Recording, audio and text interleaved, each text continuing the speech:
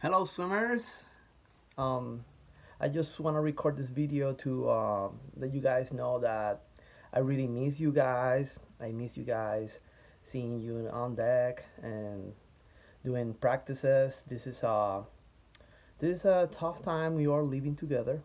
Um, I just want to let you know that you guys are not alone in this. There's a lot of things you can actually do to get your swimming going on, not letting the quarantine to affect you. And I want to share with you guys some things that I believe that are super important you keep doing right now in this times. Okay. So first thing you guys can do since you have more time at home, all time at home, is to watch a lot of swimming videos. You can Google and do some own research on specific things you want to see in your swimming to get improvement, or you can sign up for webinars. Right now, I encourage every swimmer of our team to join the Fitter and Faster live webinars they're doing right now. They're very good.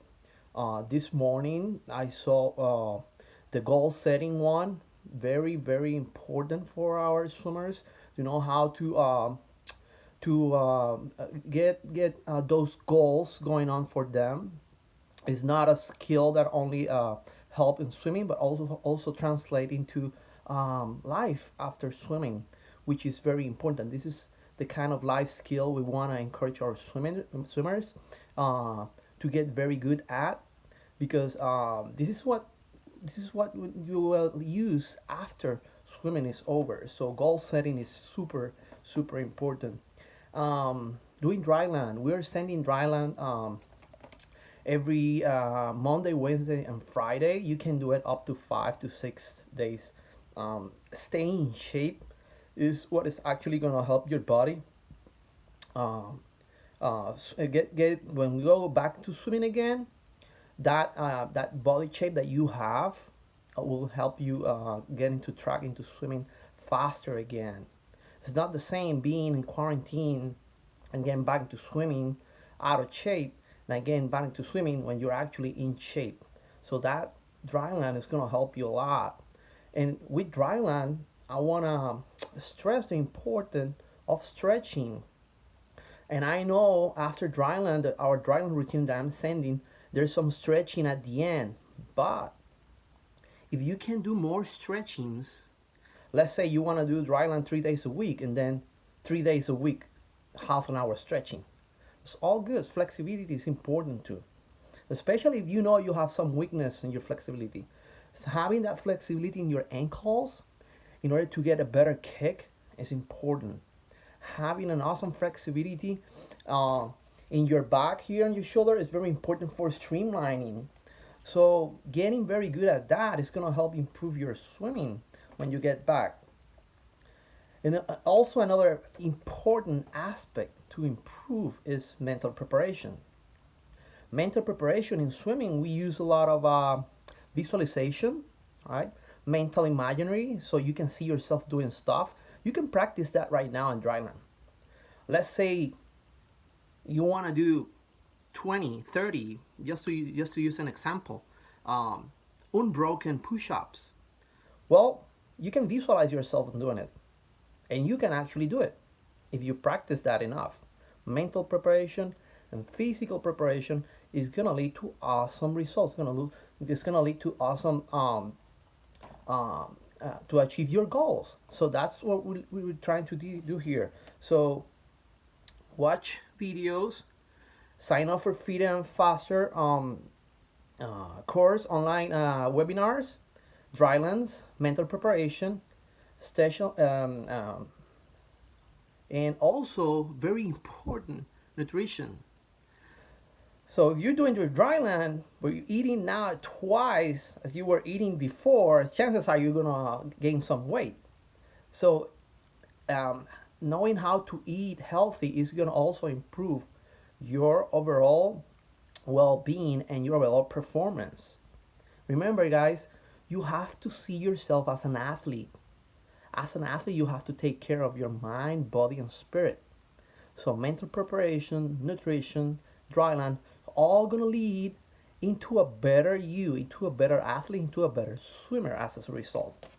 So this morning, the webinar from Fitter and Faster was about goals, and those goals, those the the the video, the webinar was run by three Olympians, Chloe Sudon, Tyler Clary, and Kat. Forgot her last name, but Kat was ASU swimmer, and she swam in Rio and World Championships. So we're listening to how Olympians set goals and what they actually do in order to get to have that awesome dream of swimming in the Olympic Games.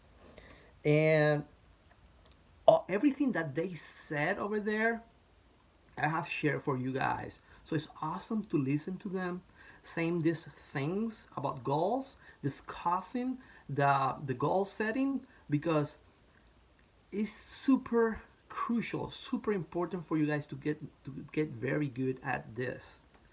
Um, so a goal is a dream. A goal is something that is gonna get you out of your bed even when you're tired, even when you think you want to do something, when you remember you have that awesome goal, you're gonna, hey, I have to do this. This is actually what I want to do.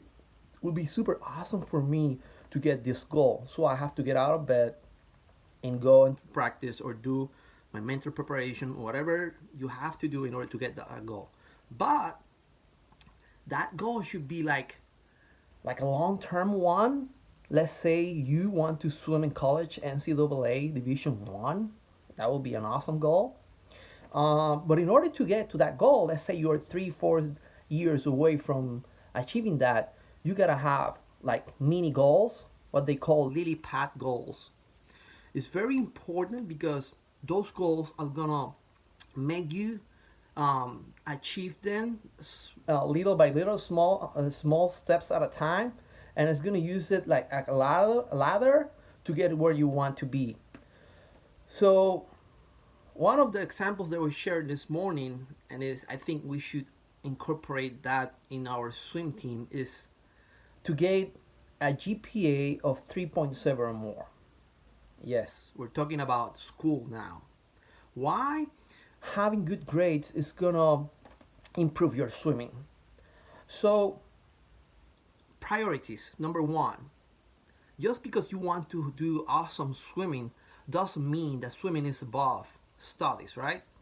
Um, but just imagine putting yourself in a position of crushing school, where you are having everything under control in school, no stress of school, and then go into swimming and do what you love.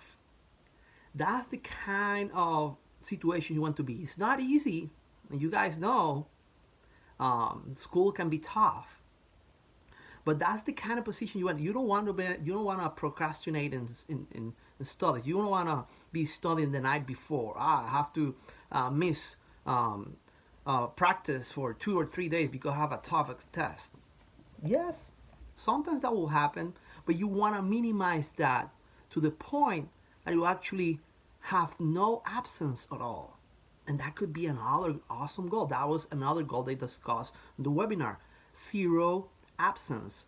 Making an entire season without missing practice. I know it's difficult. People get sick. People have situations, transportation. There could be a lot of reasons why you miss practice. But if you can minimize that and put it as a goal for you, I'm assure you, the more time you spend in the water, the more time you spend doing what you want to do, the better you're gonna get. So that will be another awesome goal for you guys. Remember, we're discussing here lily pad goals, small goals that is gonna lead to your ultimate goal. Okay. Another goal that was discussing, and for me was very interesting, is swimming best times at practice. I know, super difficult, right? You don't have the adrenaline of the meet, you don't have your racing suit, and yeah, but just imagine putting yourself in a position when you can swim best times at practice. I've seen that. And remember, this webinar is run by Olympians. And me, myself, I have the opportunity to see some Olympians training. Back in 1996, when I was training in Puerto Rico, um, the Cuban national team came to my pool to do the training camp. And over there, I was very aware of what we're doing. I was very interested. I was talking to their coaches. I was 15 at a time, but I was very into what were they actually doing to get into the Olympic Games.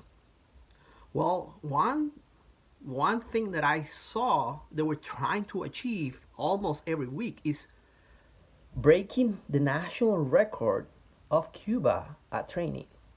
And the reason they were doing that is because they were the national record holders. So it's basically swimming your best time at practice.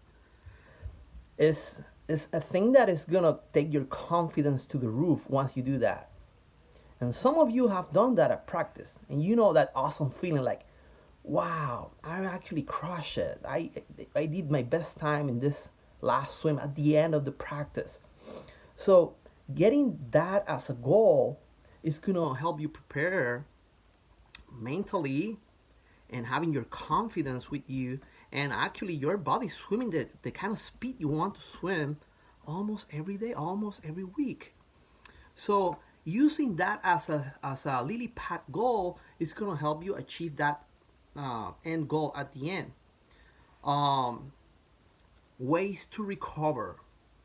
I know most of our swimmers are young, but just imagine this: as you grow older, it's gonna be way difficult to recover. Give me a break to have my liquid energy here, my coffee, morning coffee. So if you find ways to recover better, you're gonna be able to come every day and do a better having a better quality of a workout. Nutrition, rest, and things that you can actually do to improve your recovery. Could be stretching, could be using foam rollers.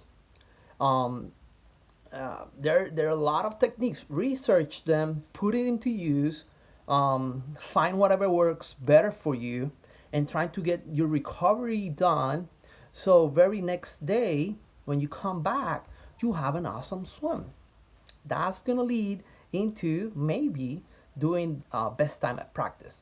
So if everything is correlated, you have to figure out, you have to have a plan for a goal. Remember, goal is a dream, but a goal without a plan is only a dream. So yes, you have to look for ways to recover. Mental preparation, okay? Um, so a goal for nutrition could be avoid aimless snacking or junk food. We all know junk food has that name for a reason. So if you can stop eating Snickers and Cheetos and soda and change that for berries and water and peanut butter and all of these foods that are proven to improve your athletic performance and to have a better athleticism, is gonna help you achieve your goals, and you're gonna feel awesome about that. Another goal could be a technical goal, like keep my elbow high on my pull on the water, so that way I have an early catch and I'm not sleeping in every stroke. I'm actually pulling the water and using the water in every single stroke. And I've told you guys this before. One good stroke, one good pull is better than two not so good ones. So you want to make sure every single effort that you put in the water is working for you. So having that elbow high on the pull is going to help you move more efficient in the water. Physical, getting your body ready to swim best times of practice. That's one of the keys. That's I cannot stress more the importance of doing fast swimming at practice, because after all, that's what you want your body to achieve. You want to get your body swim certain speeds, certain paces, and maintain that over and over. And the more you do it, the more your body is gonna get that adaptation of the training. Okay, mental training. Mental training. Um, we have to use it in order to be more confident, in order to be more prepared mentally. Just imagine having a goal of getting mental, be mental positive all the way to the main set, to the entire practice. Because as some of you knows, we do a warm up, we do some technique, we do some preset, we do some kicking, some pulling, and then make like half an hour before the end of practice, we hit like this tough main set. But just imagine if you can get to that point, being very positive and being very willing to do that main set, even if you don't like it. Sometimes you're gonna love the set, sometimes you're gonna hate the set, but you have to go over that. Remember, the day of the swim meet, I mean, you're already there. Whatever you do before the swim meet is gonna help you perform. So you gotta train, you gotta prepare yourself, because even in your worst day, let's say the worst day is on the day of the swim meet, you're gonna do awesome, because you have put all of this work in and out of the water.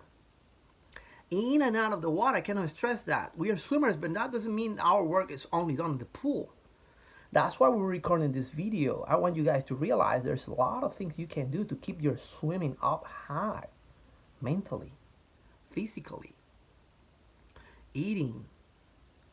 Okay, so yeah, I'm sharing with you this with you guys, so you can keep your motivation high and keep yourself ready for when we come back into training. Okay, um, there's another thing they discussed on the webinar. In this case was Tyler Clary. Tyler Clary was sharing a story that when he was at the Olympic Training Center, he used to train with Michael Phelps and Ryan Lochte. And Tyler Clary was uh, maybe not as the best swimmers in history. They were like the best swimmers in history. Um, and one thing he was trying not to get into was to comparing himself to Phelps and Lochte. Um, that would be super easy. Just look at them, look what they do. I don't do this. They better than me because of this or that. That doesn't work. You're your only person. You're different than them. You're as good as them if you want to be, but you have your own ways of doing things. So you're your own. You have your own technique. You have your own way of approach. So don't comparing to others. It's very important for you to get your swimming improving and enjoy more the swimming. I really believe personally comparing yourself to others is a trap, because that's going to lead to a question. Oh, they're doing this. Oh, I'm not doing that. And then doubt steps in and your performance is not as good, and then you don't know why, because other people are doing this and that. Don't do that.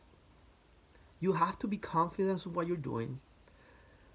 You have to listen to your coach. Coach knows a lot. Sharing your goals with your coach is another thing that is super vital for you to achieving them. In this swimming sport that we're working on, there are three major players. Swimmer is the center, is the one that actually is doing the work. The coach is the one that is making that swimmer achieving that by having a game plan. And the parents is the other important player here, because together they form this triangle of where swimmer, coach, and parent work together in order to get to that goal. So yes, don't compare to others. Be confident. Share the goal with your coach. Share the goal with your parents if you want to. And we want to make sure that we all in the same page. So coming to me, discussing the goals, even with your parents, that will be a good idea. I mean, everybody should be together in the same at the same level of commitment, so we can achieve together this goal that we have. That yeah. Um, so remember, swimming right now for you guys is a mental game. It's a mental game that is gonna be won by you staying positive. The mind has to be fed. Make sure everything that you put into it is positive. It's gonna help you build. Okay? So for now, I don't have anything more to share. I will be keeping posting videos for you guys. I'm gonna be watching the Fitter and Faster um, webinars. All right, again, I encourage you guys to do it. It's very awesome and free information, very useful for this times that we're living in the quarantine. And yeah, that's it for today, guys. Stay safe, stay healthy, take care. See you soon. Bye.